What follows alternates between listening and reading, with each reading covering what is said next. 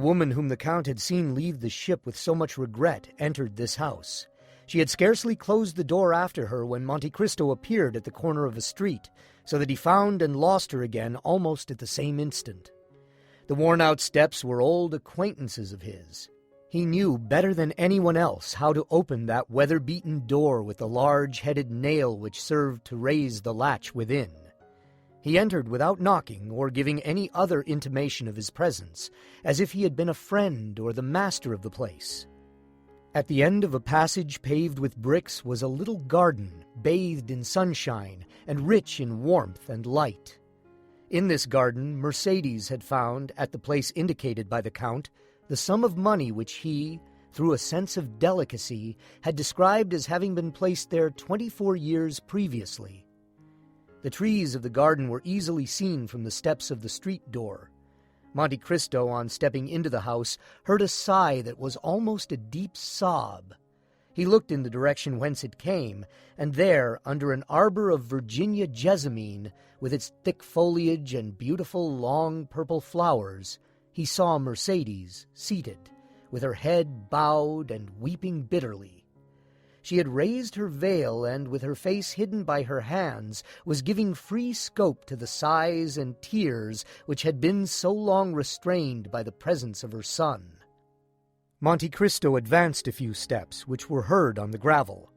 Mercedes raised her head and uttered a cry of terror on beholding a man before her. "Madame," said the Count, "it is no longer in my power to restore you to happiness, but I offer you consolation. Will you deign to accept it as coming from a friend?" "I am indeed most wretched," replied Mercedes. "Alone in the world I had but my son, and he has left me." "He possesses a noble heart, madame," replied the Count, "and he has acted rightly. He feels that every man owes a tribute to his country. Some contribute their talents, others their industry.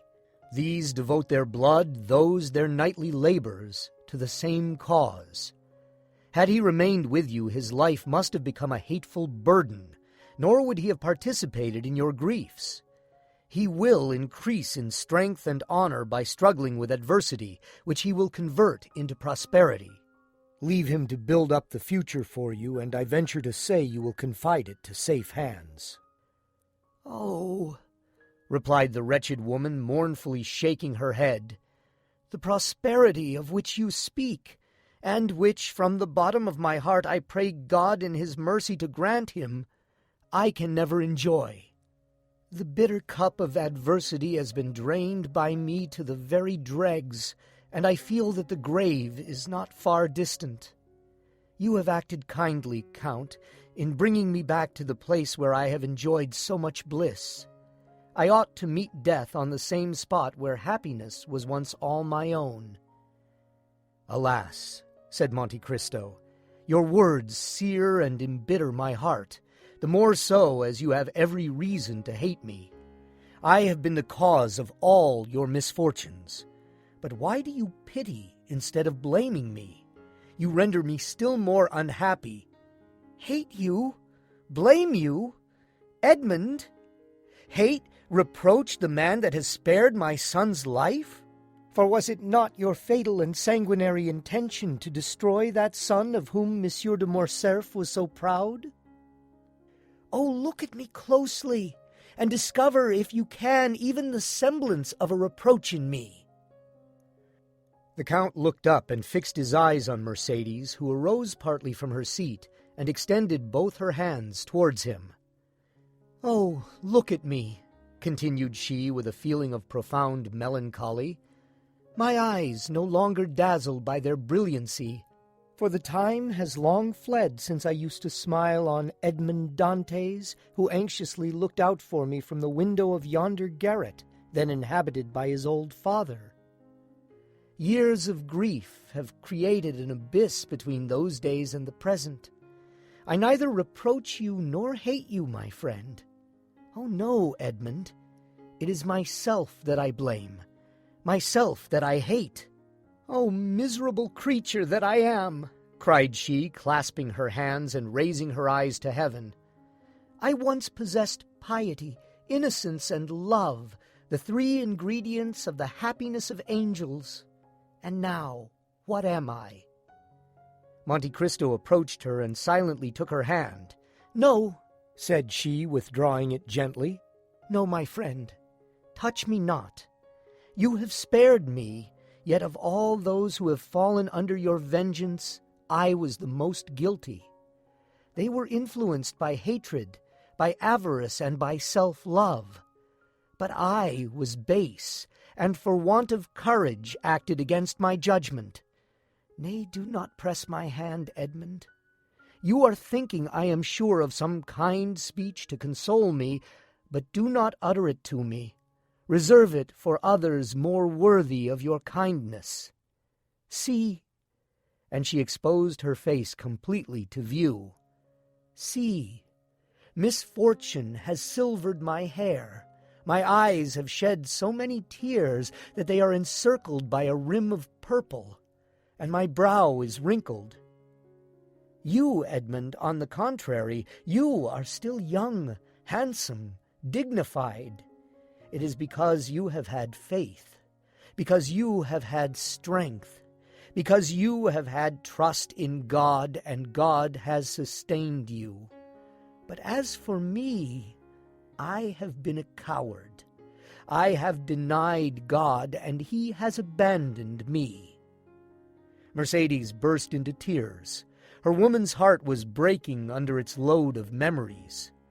Monte Cristo took her hand and imprinted a kiss on it, but she herself felt that it was a kiss of no greater warmth than he would have bestowed on the hand of some marble statue of a saint.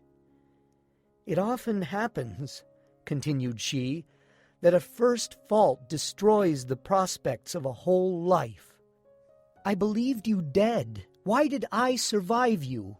What good has it done me to mourn for you eternally in the secret recesses of my heart, only to make a woman of 39 look like a woman of 50? Why, having recognized you, and I the only one to do so, why was I able to save my son alone? Ought I not also to have rescued the man that I had accepted for a husband, guilty though he were? Yet I let him die. What do I say? O merciful heavens, was I not accessory to his death by my supine insensibility, by my contempt for him, not remembering or not willing to remember that it was for my sake he had become a traitor and a perjurer? In what am I benefited by accompanying my son so far, since I now abandon him, and allow him to depart alone to the baneful climate of Africa? Oh, I have been base, cowardly, I tell you. I have abjured my affections, and, like all renegades, I am of evil omen to those who surround me." "No, Mercedes," said Monte Cristo. "No!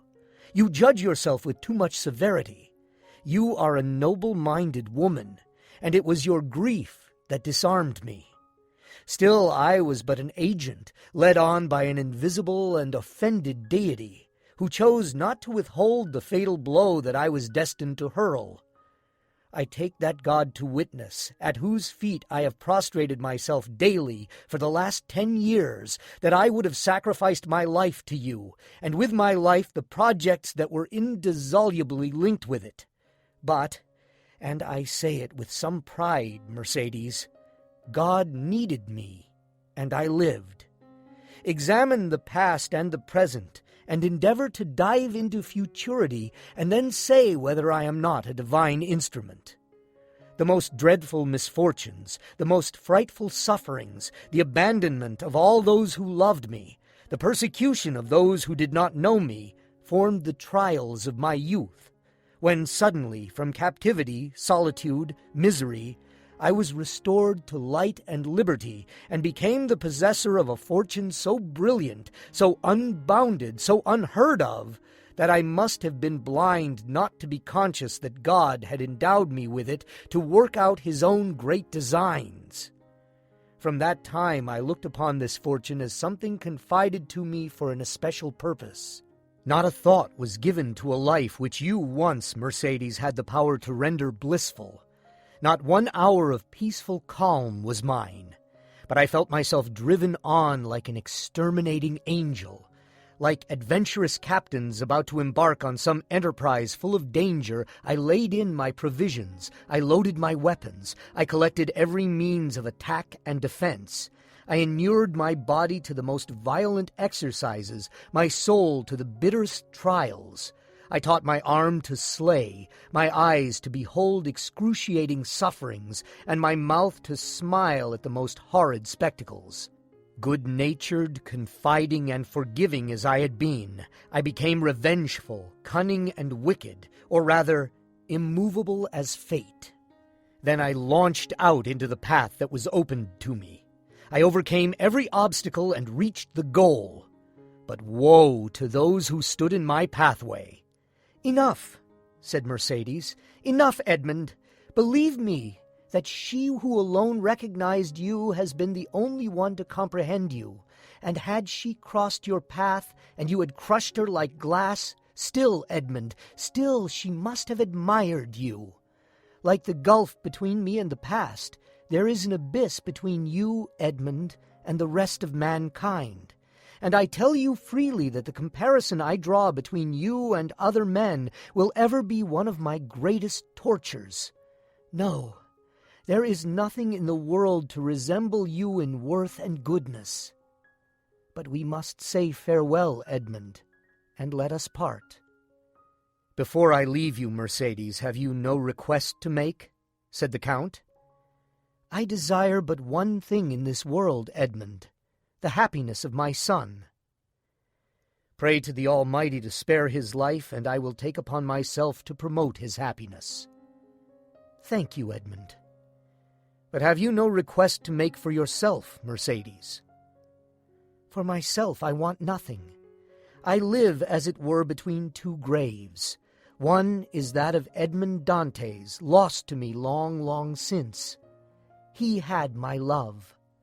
That word ill becomes my faded lip now, but it is a memory dear to my heart, and one that I would not lose for all that the world contains. The other grave is that of the man who met his death from the hand of Edmond Dantes. I approve of the deed, but I must pray for the dead." "Your son shall be happy, Mercedes," repeated the Count. "Then I shall enjoy as much happiness as this world can possibly confer." "But what are your intentions?" "To say that I shall live here like the Mercedes of other times, gaining my bread by labor, would not be true, nor would you believe me. I have no longer the strength to do anything but to spend my days in prayer. However, I shall have no occasion to work, for the little sum of money buried by you, and which I found in the place you mentioned, will be sufficient to maintain me. Rumor will probably be busy respecting me, my occupations, my manner of living. That will signify but little." "Mercedes," said the Count, "I do not say it to blame you, but you made an unnecessary sacrifice in the relinquishing of the whole of the fortune amassed by Monsieur de Morcerf. Half of it, at least by right, belonged to you, in virtue of your vigilance and economy." "I perceive what you are intending to propose to me, but I cannot accept it, Edmund. My son would not permit it." "Nothing shall be done without the full approbation of Albert de Morcerf. I will make myself acquainted with his intentions and will submit to them. But if he be willing to accept my offers, will you oppose them?" "You well know, Edmund, that I am no longer a reasoning creature. I have no will, unless it be the will never to decide. I have been so overwhelmed by the many storms that have broken over my head that I am become passive in the hands of the Almighty, like a sparrow in the talons of an eagle. I live because it is not ordained for me to die. If succor be sent to me, I will accept it." "Ah, madame," said Monte Cristo, "you should not talk thus. It is not so we should evince our resignation to the will of heaven. On the contrary, we are all free agents." "Alas!" exclaimed Mercedes, "if it were so, if I possessed free will, but without the power to render that will efficacious, it would drive me to despair." Monte Cristo dropped his head and shrank from the vehemence of her grief. "Will you not even say you will see me again?" he asked. "On the contrary, we shall meet again," said Mercedes, pointing to heaven with solemnity. "I tell you so to prove to you that I still hope." And after pressing her own trembling hand upon that of the Count, Mercedes rushed up the stairs and disappeared. Monte Cristo slowly left the house and turned towards the quay. But Mercedes did not witness his departure, although she was seated at the little window of the room which had been occupied by old Dantes. Her eyes were straining to see the ship which was carrying her son over the vast sea, but still her voice involuntarily murmured softly, "Edmund, Edmund, Edmund."